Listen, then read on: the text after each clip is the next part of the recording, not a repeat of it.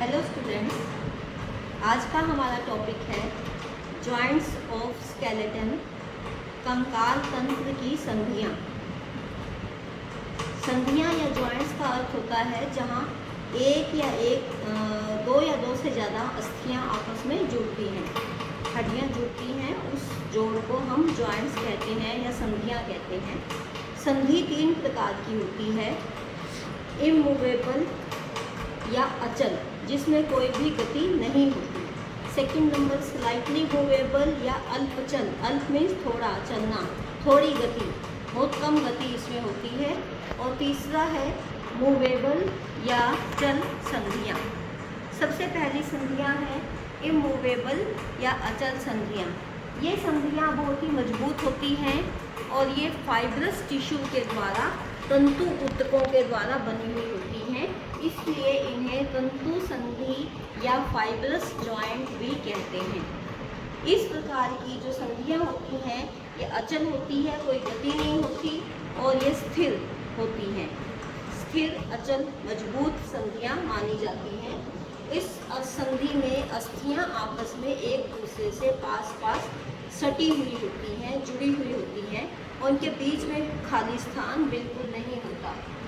ये इसमें खोपड़ी की अस्थियाँ की संधि आती है। हमारी खोपड़ी की अस्थियों में सीवनदार संधि होती है, सीवनदार या सुचस, जैसे तुमने देखा होगा डॉक्टर टांके लगाते हैं, या कोई दो चीज़ें साथ साथ रख के हम उनको आपस में सुई धागे से सिलते हैं, इस तरह की संधि इनमें होती है। दूसरा इसका उदाहरण है पैग एंड सॉकेट जॉइंट। जैसा हम बिजली का आप प्लग, सॉकेट होती है दीवार में लगी हुई, उसमें कोई प्लग फिट करते हैं, तो उसी तरह से हमारी जबड़े की हड्डियाँ मैक्सिला और मैंडिबल में गड्ढे होते हैं जिसमें दांत फिक्स होते हैं। सेकेंड है स्लाइटली मूवेबल संधि या जॉइंट, जिसे हम अल्पचल संधि कहते हैं। इस प्रकार की संधि में दो हड्डियाँ जो होती हैं उनके बीच में एक पैड होता है। वो पैड जो है तंतु उपास्थि या फाइब्रोकार्टिलेज का बना हुआ होता है। उस पैड की वजह से अस्थियों में आपस में कोई रगड़ नहीं लगती, उनको अलग अलग किया जाता है और वो सुरक्षित रहती हैं। इस प्रकार की संधियों में बहुत कम गति होती है। यहाँ पर जो हड्डियों के किनारे होते हैं वो आपस में मजबूत लिगामेंट से बंधे हुए होते हैं, और ये संधियाँ का सबसे अच्छा उदाहरण है हमारी रीढ़ की हड्डियाँ जो होती हैं, उनके बीच में दो कशेरुकाओं या दो वर्टिब्रा के बीच में ये पैड होता है तंतु उपास्थि का, जो उनके बीच में होता है। और दो प्यूबिक बोन, प्यूबिक बोन कहाँ पढ़ी थी हमने पिछली वीडियो में, हमारी जो पेल्विक गर्डल होती है, पेल्विक गर्डल की बोन में दो प्यूबिस अस्थियाँ आप सामने की तरफ दोनों आपस में जुड़ती हैं। तो दोनों पेल्विक गर्डल की प्यूबिस अस्थि जहाँ जुड़ती है उनके बीच में भी ये वाला जोड़ होता है, इस पैड के द्वारा वो जुड़ती हैं। फिर है पसलियों और स्टर्नम के बीच में जोड़। स्टर्नम छाती के बीच की हड्डी होती है, पसलियाँ साइड में होती हैं, तो उनके बीच में जो जोड़ होता है वो भी स्लाइटली मूवेबल होता है। इसके बाद तीसरा है फ्रीली मूवेबल, जिसे चल संधि भी कहते हैं। फ्रीली मूवेबल जॉइंट्स या चल संधियाँ। इस प्रकार की संधियों में जो हड्डियों के किनारे होते हैं वो साइनोवियल मेम्ब्रेन के द्वारा ढके हुए होते हैं। साइनोवियल मेम्ब्रेन के द्वारा एक द्रव्य पदार्थ, चिकना द्रव्य पदार्थ बनाया जाता है, जिसको हम साइनोवियल फ्लूइड कहते हैं। साइनोवियल द्रव्य, लिक्विड फॉर्म में द्रव्य पदार्थ होता है, और वो हमारे जोड़ों को, हड्डियों को चिकना रखता है। जैसा आपने सुना होगा, आम भाषा में लोग कह देते हैं ना कि जोड़ में वहाँ पे ग्रीस खत्म हो गई, चिकनाई खत्म होगी, तो वो साइनोवियल लिक्विड होता है, फ्लूइड होता है, द्रव्य पदार्थ, जिसकी वजह से वो होता है। और ये जो संधियों का खुला हिस्सा है जहाँ पे हड्डियाँ जुड़ती हैं, उसका जो ओपन एरिया होता है उसके ऊपर लिगामेंट से बना हुआ कैप्सूल होता है जो उसको ढक कर रखता है। ये कैप्सूल लिगामेंट जो होता है वो फाइब्रस टिश्यूज़ का बना हुआ होता है, और उसके नीचे जो खाली स्थान होता है उसको संधि गुहा कहते हैं, कैप्सूल कैविटी। ठीक है, तो अगर लिगामेंट में कोई खिंचाव आ जाए या कोई साइनोवियल मेम्ब्रेन में कुछ चोट वगैरह लग जाए तो वहाँ पर फिर स्वेलिंग हो जाती है, सोजिश आ जाती है, जो मोच वगैरह हमारे आती है, स्वेलिंग होती है। तो ये लिगामेंट्स की वजह से या साइनोवियल मेम्ब्रेन के टूटने की वजह से ये होता है। इसके बाद है चल संधियों के प्रकार, चल संधियों के टाइप्स। चल संधियाँ 6 प्रकार की होती हैं। सबसे पहला है ग्लाइडिंग ज्वाइंट। ग्लाइडिंग फिसलनदार संधि, जो एक संधि दूसरे के ऊपर फिसलती है, एक हड्डी दूसरे के ऊपर अस्थि फिसलती है, तो इसे फिसलनदार संधि कहते हैं।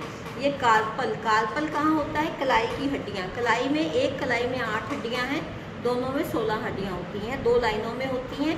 तो कलाई की हड्डियों की जो 2 लाइनें हैं, वो दोनों हड्डियाँ कार्पल्स जो हैं दोनों लाइनों की, उनके बीच में ये जोड़ होता है। ऐसे ही टखने में टार्सल्स होती हैं जो 7 होती हैं एक टखने में और 3 लाइनों में होती हैं, तो उनके बीच का जोड़ जो है वो भी ग्लाइडिंग ज्वाइंट है। और स्टर्नम और कॉलर बोन, कॉलर बोन खसली की हड्डी और बीच में स्टर्नम, स्टर्नम का ऊपर का हिस्सा जो है मैन्यूब्रियम, वो कॉलर बोन से जुड़ता है, तो वहाँ पर भी ग्लाइडिंग या फिसलनदार संधि होती है। सेकंड है बॉल एंड सॉकेट ज्वाइंट। कोई भी सॉकेट गड्ढा है, उसके ऊपर कप वगैरह है, उसमें बॉल हम रख दें, ठीक है, तो वहाँ पर ये जो जोड़ होता है हमारे कंधे में होता है। कंधे में जो हमारा गड्ढा था, गड्ढे का नाम क्या था, याद है किसी को? एसिटाबुलम। गड्ढे के अंदर हमारी ऊपर वाली ह्यूमरस अस्थि का गोल सिरा फिट होता है, उससे शोल्डर जॉइंट बनता है, कंधे का जोड़। और हिप जॉइंट में ग्लिनॉइड कैविटी के अंदर कूल्हे में जो होती है, उसके अंदर फीमर अस्थि का ऊपर का गोल हिस्सा फिट होकर बॉल एंड सॉकेट जॉइंट बनाता है। तीसरा है हिंज जॉइंट। हिंज जॉइंट कब्जेदार संधि। कब्जा जैसे कोई संदूक है, कोई पेटी है, कोई दरवाज़ा है, जो चौखट के साथ एक हिंज के द्वारा जुड़ा हुआ होता है, तो उसमें एक ही तरफ वो खुलता है, एक ही तरफ संधि होती है, उसको हम हिंज जॉइंट कहते हैं, कब्जेदार संधि। ये हमारी कोहनी में होती है, ये हमारे घुटने में होती है, टखने में होती है और सभी उंगलियों में होती है, अंगूठे को छोड़कर। तो फ्लेंजेस जो उंगलियों की अस्थियां हैं, उनके अंदर ये संधि होती है। उसके बाद है पिवट जॉइंट। पिवट जॉइंट जो होता है, इसमें चारों तरफ मूवमेंट होती है, जैसे कि एटलस और एक्सिस। एटलस और एक्सिस क्या है? जो वर्टिब्रा कशेरुकाएँ थी हमारी, सर्वाइकल वर्टिब्रा, गर्दन की कशेरुकाएँ, पहली एटलस है, दूसरी एक्सिस है, दोनों आपस में इस तरह से जुड़ती हैं कि हमारा सिर चारों तरफ हम घुमा सकते हैं, ऊपर नीचे दाएं बाएं सब तरफ गोलाई में घुमा सकते हैं। ये ऐसे ही होता है जैसे कोई खूंटी के ऊपर आप कोई हैट या कैप टांग देते हो, तो उसको घुमाया जा सकता है। डंडे के ऊपर कोई चीज़ गोल गोल घुमा सकते हैं। 5वां है कॉन्डिलॉइड जॉइंट। कॉन्डिलॉइड जॉइंट जो होता है, ये कलाई वाला होता है, जिसकी वजह से कलाई को हम घुमा सकते हैं आगे पीछे। हिंज जॉइंट में थोड़ा सा चेंज करके ये बनता है, जिसमें एक तरफ मूवमेंट होती है, यहाँ आगे पीछे दाएं बाएं घुमा जा सकता है। फिर है सैडल जॉइंट। सैडल जॉइंट जो है, ये परस्पर आदान प्रदान करने वाली संधि होती है।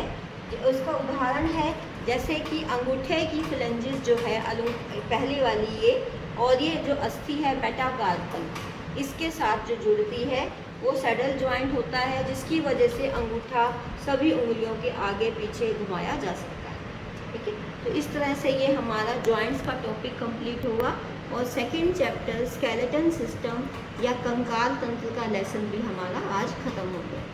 Thank you.